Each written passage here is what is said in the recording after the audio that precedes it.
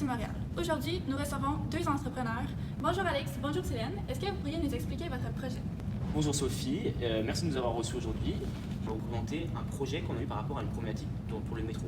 On s'est demandé comment pourrions-nous permettre aux utilisateurs quotidiens qui habitent en bout de ligne de métro de ne pas développer le besoin de s'acheter une voiture tout en étant conscient de l'autonomie que fait gagner une voiture.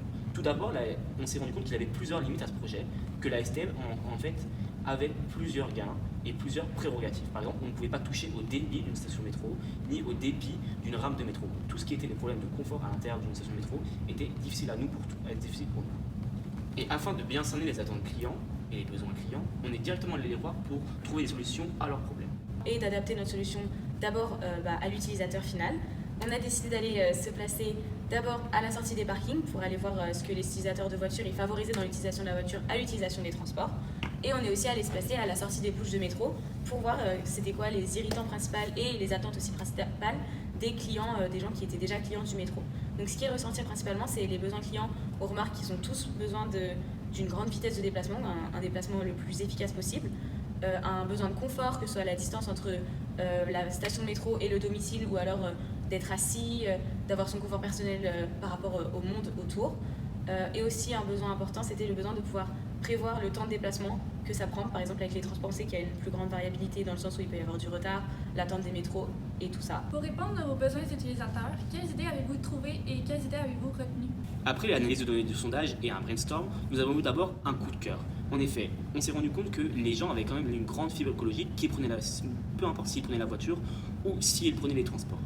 On s'est d'abord dit qu'on allait faire un logiciel basé sur le développement et aussi pour calculer le CO2 et l'argent économisé sur un trajet de transport en commun par rapport à la voiture, tout ça récolté par la carte bleue. Mais ce coup de cœur ne répondait pas aux besoins et clients. Puis après on s'est rendu compte avec le sondage que les gens le matin, les personnes le matin, n'avaient pas le temps de manger.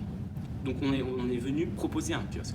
Un kiosque qui allait proposer un service de café, un service de thé, avec des petites collations. Tout ça qui était juste avant le passage sur le quai, donc sur la passerelle, mais après les portillons. Et le passage se faisait par un abonnement qui était directement installé sur la carte bleue. Donc l'utilisateur le matin n'avait pas à sortir sa carte bancaire ou ses sous pour payer.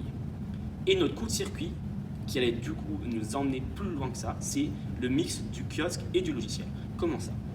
C'est qu'on va s'inscrire sur le logiciel qui va nous calculer un score vert, donc là où on va économiser notre argent et aussi tout le CO2 qu'on aura économisé, et qui va nous apporter ce score des rabais sur soit la solution de café, qui est la solution de café est aussi retenue mais qui sera inclue dans le logiciel, et on va avoir des rabais aussi sur la STM ou sur des partenaires.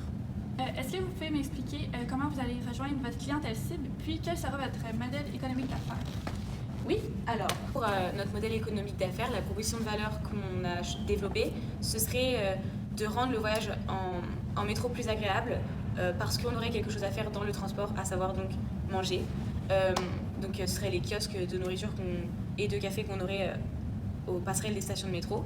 Donc ça rendrait le voyage plus agréable, puisqu'on déplacerait, ce serait aussi un gain de temps, puisqu'on déplacerait l'action de manger son petit déjeuner dans le train. Donc du coup on part plus tôt mais on arrive au même moment, tout en ayant fait le même nombre d'actions entre les deux.